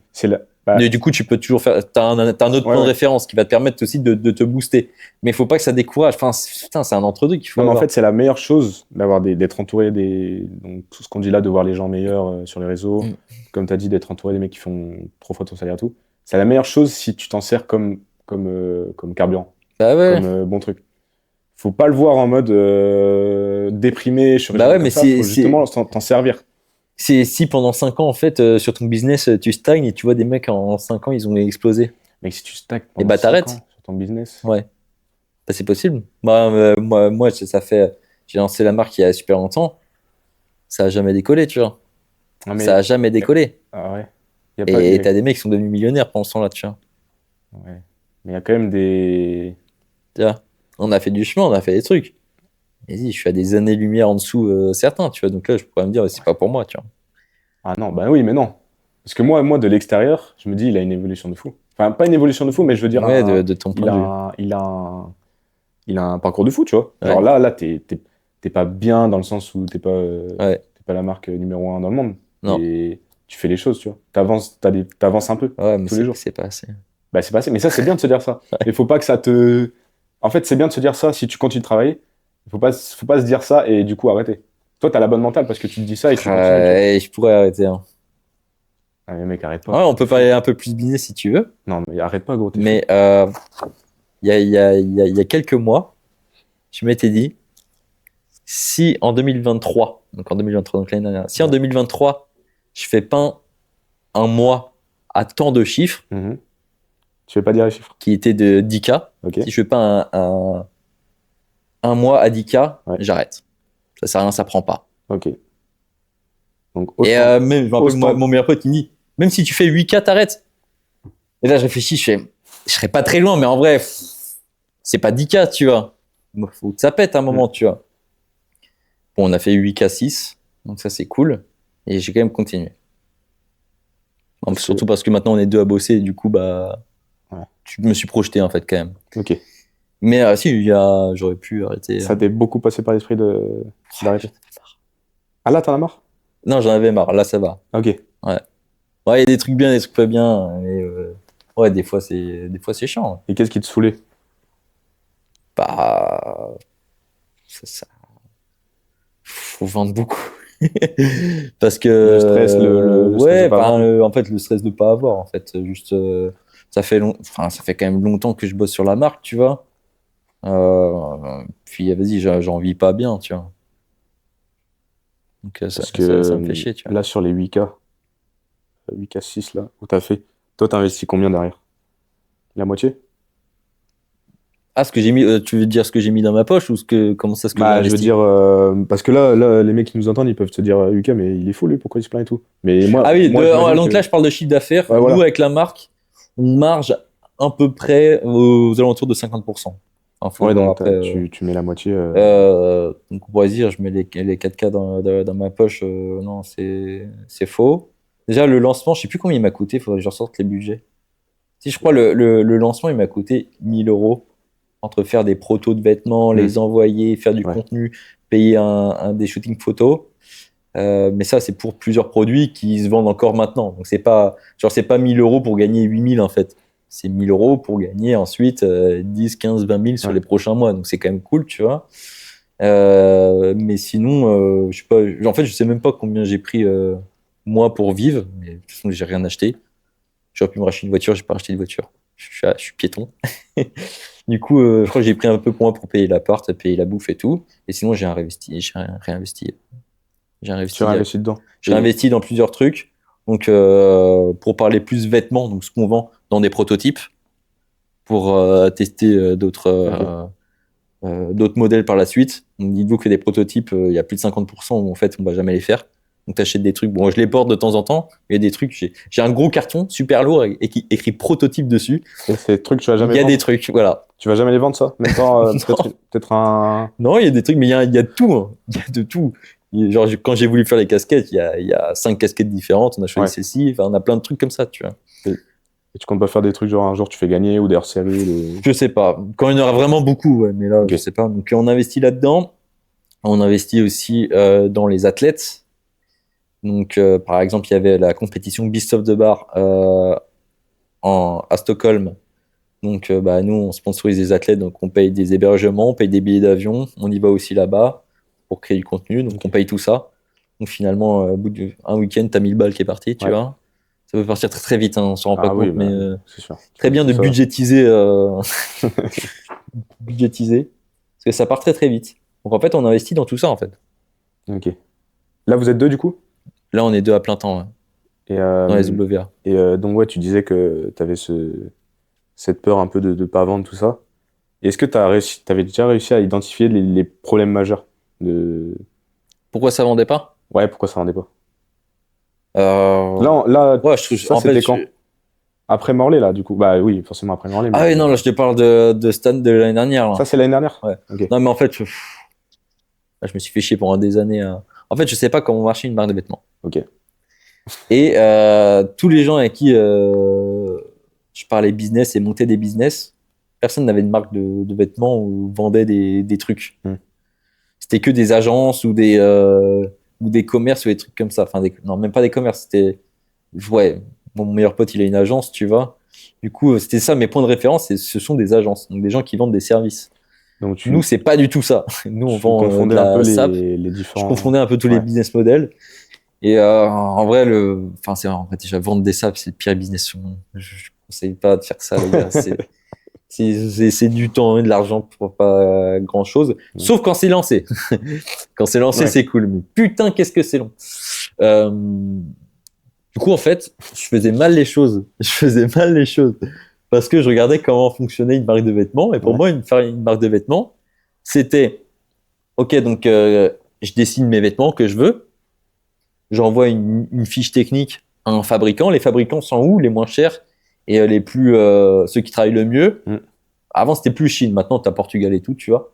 Du coup, j'ai envoyé ça en Chine. Je trouvais les bonnes usines et tout. Tu fais des protos, ça coûte vachement d'argent. Surtout qu'au début, t'as aucune rentrée d'argent. Donc, si des protos, ça me coûte 500 balles, parce que c'est ça les prix. Parce que j'ai bossé en intérim, je mets ça là-dedans, déjà. Voilà. Donc, t'as tes 500 balles de protos. Bon, bah, c'est pas bon. Bon, on recommence. Et en fait, tout ça, ça met des mois. Parce que faut t'envoyer ça en Chine. Le temps qu'ils te renvoient, en fait, ça met des mois. Et en fait, tu produis rien. Ça doit être tellement anxiogène, cette période-là. Et en fait, quand tu dis OK, donc je vais lancer une pièce. Donc là, par exemple, nous, on avait lancé le cargo. On aimerait relancer parce que les gens ont kiffé. C'est notre première pièce qui a bien marché. Parce qu'on a bien fait la communication autour de ça, tout ça. Donc il y en avait 92. Parce que j'en avais commandé 100, il y en a 8 qui étaient pas bons. Et comme ils n'ont pas envoyé, il y en avait 92 et on a réussi à presque tout vendre. Mais sur plusieurs mois, mais on a réussi à tout vendre quand même. Et en fait, sur notre site, on avait 2 débardeurs donc, que j'avais créés aussi en Chine avant. Il y a un cargo. En fait, il y avait 3 articles. Mais une marque, c'est pas 3 articles. Il faut proposer des choses, il faut tester aussi des choses, tu vois. Le truc, c'est que quand tu produis dans des usines comme ça, bah, tu as des quantités minimales. Du coup, tu fais 50 pièces, 100 pièces, 200 pièces, jusqu'à 1000 pièces, tu vois. Et nous c'était 100 pièces minimum. Donc en fait, tu investis sur 100 pièces, ça te coûte 2000 balles, et maintenant, il faut les vendre. Faut les vendre en un minimum de temps. Ok, j'ai 100 pièces, est-ce que j'ai 100 prospects là? Même pas, enfin, tu vois, je crois. Et t'as qu'une seule pièce. Donc tu dois vendre qu'une seule pièce, enfin, c'est l'enfer. Il faut avoir 100 prospects qui veulent la même chose. Ouais, mais c'est horrible. Dur. Bah oui. Et ça prend des mois et des mois à vendre tout ça. Il y a à rembourser tout ça, du coup. Du coup, moi, je bossais à l'usine à côté ou en intérim, des trucs comme ça. J'ai fait tous les tafs possibles. Et c'est le pire truc. Et il y a un moment, j'ai arrêté. J'ai arrêté la marque. Ah ouais? Ouais. C'était quand? C'était c'était l'été 2022. Ok. En été 2022. Ouais, en été 2022. Il n'y a pas très longtemps? Parce qu'en fait, Il n'y a pas très longtemps, il y a 1 an et demi, quoi. Ouais, voilà. J'ai arrêté un peu parce que, en fait, le business model était nul. Je me faisais, vas-y, à tout péter 20% de marge, il fallait que je réinvestisse dans des trucs après. Donc, en vrai, je gagnais rien. Ouais. Je mettais beaucoup de temps et je gagnais rien. Et je me suis dit, vas-y, ça sert à rien. Faudrait passer à autre chose, tu vois. Faudrait passer à autre chose. Et en fait, là, je bossais avec un imprimeur près de Rennes. Donc, en gros, là, je pouvais faire des quantités plus minimes. Ok. Parce qu'en fait, lui, il commandait je sais pas, des t-shirts, des shorts, des sweats en plus petite quantité. Il me les imprimait et comme ça, moi, je pouvais revendre des plus petites quantités. Ok, ouais. Donc, je pouvais avoir un catalogue un peu plus conséquent. Le truc, c'est que commander des toutes petites quantités comme ça, plus imprimer en France, en fait, tu gagnes rien. Ou alors, tu mets... Enfin, nous, on a des prix quand même assez... standard, mais pas... Enfin, standard haut, pas standard bas. Donc, un t-shirt oversize, c'est 40 €, un t-shirt classique, 30 €, un short, 40 €, un jogging, 60 €, tu vois, des trucs comme ça. Mais même avec ça, je gagnais 0, les gars. Parce que du coup, je gagnais 0. ce qui rentrait, ça repartait. Mais oui, ouais. C'était nul. Et là, je me suis dit, ok, donc là, ça sert à rien. Je crois que j'avais même fait un moment, j'avais réussi à faire un bon mois. Je m'étais dit, putain, ouais, je crois que j'avais fait un mois à 3000 €, c'était à l'époque. 3000 €, un truc comme ça, j'étais là, putain, mais là, je gagne rien. Je gagne rien. 0. Et c'est horrible. Ah ouais. Et je me suis dit, ok, donc je mets de côté, ça me saoule. Ouais. Je vais faire un autre business qui est bien plus rentable, qui est les formations en ligne et tout ça, tu vois, en street. Et c'est là où j'ai créé ma formation sur le front. Et là, par contre, quand j'ai touché mon argent, je l'ai vraiment touché, tu vois. Ah oui, parce que donc là, j'ai fait, putain, c'est tellement mieux comme business. T'investis littéralement. Mais je pouvais pas abandonner SWA comme ça. Donc t'as lancé ta formation et tout, t'as commencé les vidéos, enfin, t'as pas commencé les vidéos, mais t'as fait les vidéos dessus, machin. Ouais. Et t'as repris, du coup, après j'ai repris SWA un mois après, j'ai sorti ma formation, donc en décembre, le 10 décembre 2022, les gars. Le 10 décembre 2022, parce qu'en fait, pendant que j'ai fait ma pause sur SWA, j'ai découvert qu'on pouvait imprimer soi-même les vêtements. Ça s'appelle la sérigraphie, c'est ce que je fais. La vidéo que j'ai vue là. Ok, t'as vu ça. Truc qui... Voilà. Et je vois des mecs sur YouTube qui font ça. Et je me dis, mais là, c'est dinguerie parce que si je le fais moi-même, je regarde le coût des trucs. Mais, putain, mais. Dinguerie, quoi. Ça va me prendre du temps, mais je sais pourquoi je vais te payer, tu vois. Et je suis en vrai, en une journée, quand tu bombardes pas mal, tu peux en faire pas mal, tu vois. Alors, tu peux faire 100 t-shirts en une journée, il n'y a pas de souci. Tu t'organises et c'est beaucoup plus rentable que de payer. Voilà. Et là, je fais, attends, mais. Par contre, là, c'est un métier, là.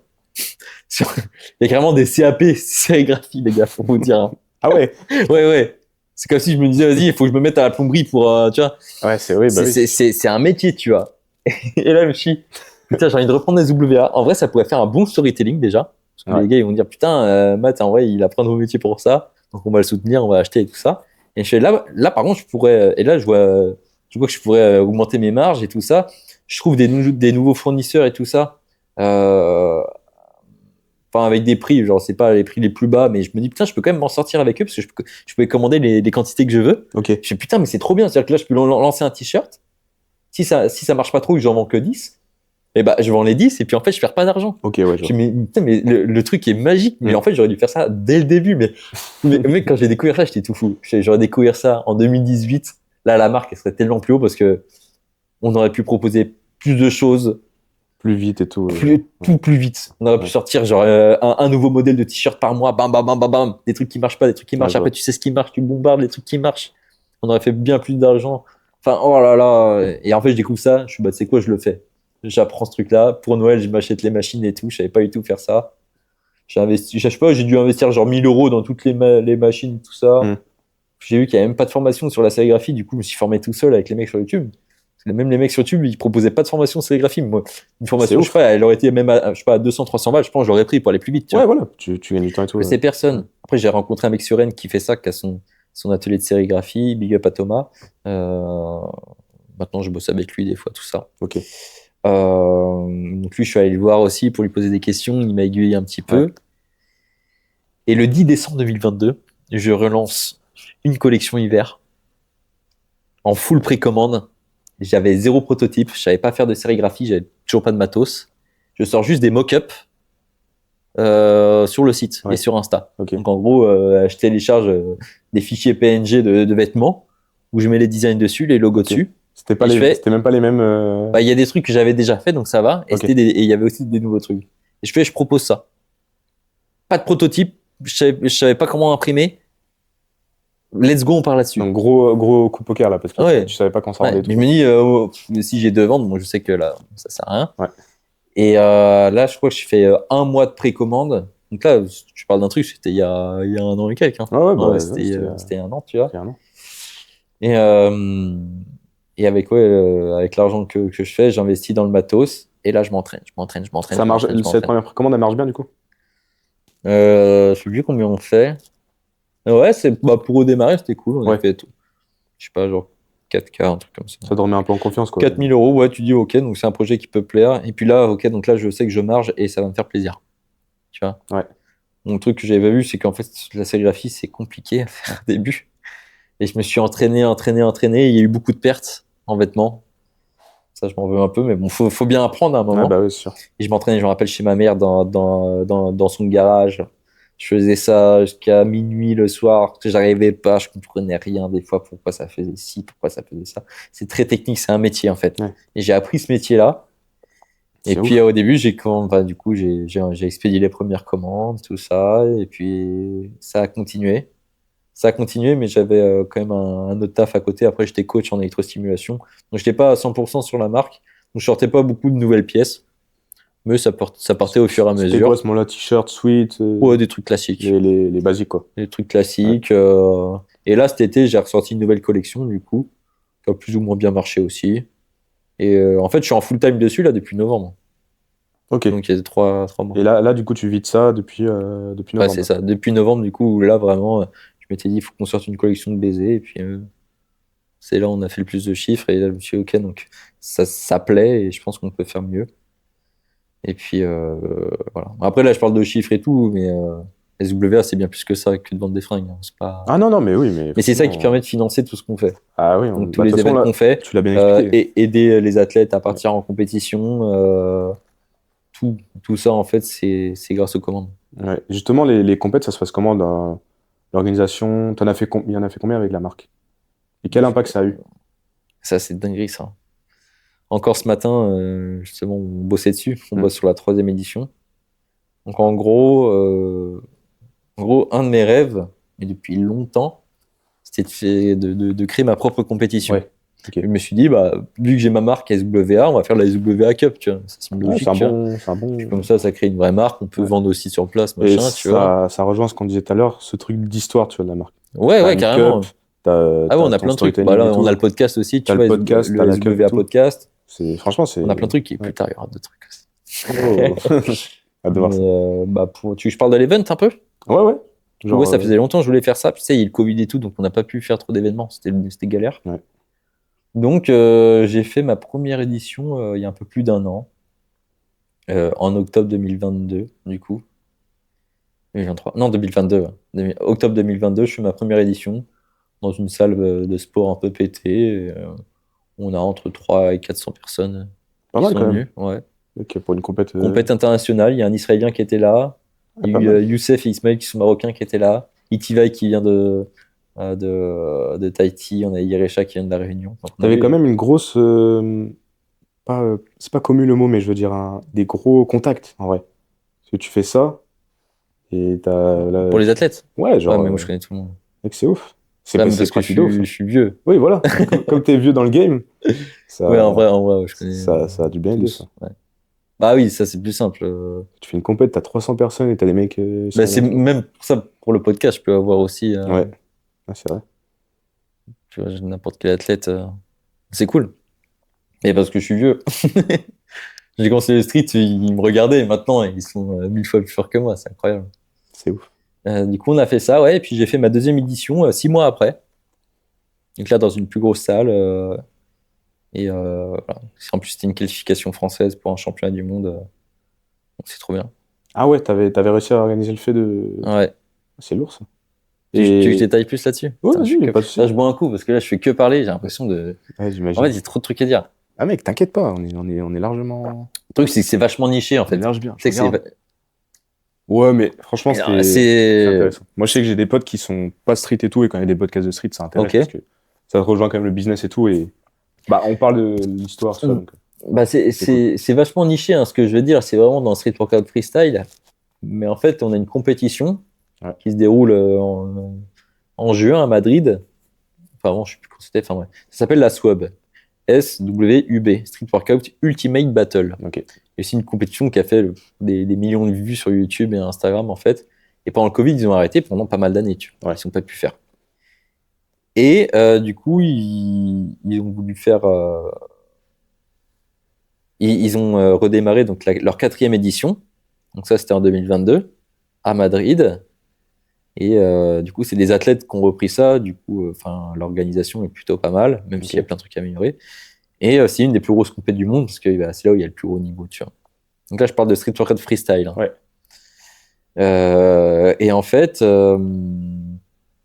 l'organisateur, le président de cette compète-là m'a envoyé un message, parce qu'il me connaissait. Je t'ai dit, je connaissais les gens de Madrid, parce que tous les ans, je vais à Madrid, tu vois. Donc je les vois, ces mecs-là. Et en fait, par le biais de mecs que je connais là-bas, en fait, on est venu me voir, on m'a dit, est-ce que ça te dirait de sponsoriser notre championnat? Ok, lourd. Donc c'est même pas toi qui a... Ouais, non, parce que aussi, je suis allé sur place, j'ai vu ces mecs-là. Genre, le speaker de l'event, c'est mon poteau, tu vois. Ouais. Donc c'est lui, il m'a dit, ah, attends, mais je vais parler de toi et la marque. Voilà, ça s'est fait naturellement, en fait. Et c'est là, en fait, où j'étais partenaire. Bon, ils m'ont demandé un billet. Moi, je bossais encore. J'étais veilleur de nuit dans un château. Et genre, j'ai mis mes 500 balles en sponsor en mode putain, on va voir ce que ça va donner. Tu vois genre un peu le. Et puis, je suis descendu en voiture, mec, avec Yerecha et Hugo, pour ceux qui connaissent l'histoire. Enfin, bref. Du coup, là, cette compétition, elle est juste incroyable. Et j'ai sponsorisé la 4e édition. Et du coup, ça s'est bien passé, tout ça. Pour la 5e édition, on fait un call avec le président. Donc Jordan Biocco, pour les gens qui connaissent. Et le mec me dit, ok, donc là, en fait, ce qu'on veut créer, c'est un championnat du monde. Très clairement. Ok. Il y a déjà un championnat du monde organisé par la WSWCF, là, que vous connaissez aussi en 7 reps, c'est pour ceux qui font du 7 reps. Et street lifting aussi, je crois. Je sais plus si c'est ça. C'est pas pareil. Ils font des championnats, ils font des championnats du monde, mais claqués. Voilà. Pour participer, ça coute 100 balles. Faut payer les bouteilles d'eau là-bas parce qu'il n'y a pas d'eau pour les athlètes. Enfin, nul. Donc, et tout le monde sait que c'est de la merde, tu vois. D'ailleurs, ils sont en train de décoter, ils sont dans la merde. J'espère qu'ils vont disparaître. Non, vraiment, je te jure, ils se foutent de la gueule de tout le monde. Okay. Et du coup, la SCOB, ils veulent reprendre un peu le flambeau. Et du coup, ils ont voulu faire un vrai championnat du monde, mais du coup, ils veulent faire des qualifications dans les pays. Ouais. Leur rêve, c'est de faire des qualifications dans tous les pays avec la finale à Madrid, tu vois. Le mec me dit ça, mais l'idée est trop bonne. Let's go, c'est juste incroyable. Il me dit, est-ce que tu as des contacts ou est-ce que toi, tu aimerais organiser la qualif française? C'est ouf. Je suis, mais what the fuck, mais tu peux compter sur moi, c'est quand? Il me dit, faut que tu l'organises dans 3 mois. Putain, je suis dans la merde, mais vas-y, j'accepte le défi. En fait, tu vois. C'était la merde, mais t'avais trop envie de le faire, quoi. J'avais trop envie de le faire. De toute façon, moi, toutes les compétitions que j'organise, je les organise à la bourre. Faut pas faire ça, les gars, c'est pas bien. Mais bon, on y arrive toujours. Et du coup, je fais, mais let's go, en fait. Mais moi, la compétition que je voulais organiser, la Squat Cup, la SWA Cup, moi, je voulais créer une compétition qui ressemble un peu à la leur, où les meilleurs du monde s'affrontent. Du coup, là, tu vas en organiser une, mais du coup, c'est une qualification française, donc il n'y a que des Français qui peuvent participer. du coup, je sors un peu de mon objectif, tu vois. Mais je me dis, ça me fait kiffer. Ouais. Parce que c'est vraiment, en gros, c'est comme un championnat de France. Avec une vraie qualification pour un vrai truc, tu vois. Ah ouais, c'est un chemin. C'est un chemin de France, quoi. C'est dinguerie. Du coup, j'arrive à l'organiser. Et là, on a eu un peu plus de monde. On a eu environ 600 personnes sur la journée. Donc, dans une salle de basket trop stylée avec des gros gradins et tout.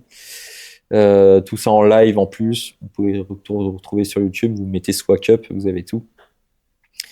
Et là, du coup, je vais aussi chercher d'autres sponsors pour financer la compète et tout, parce que ça, il faut des sous, tu vois. On fait un shop SWA, on fait une buvette et tout. Là, on fait un vrai event, tu vois. Trop stylé.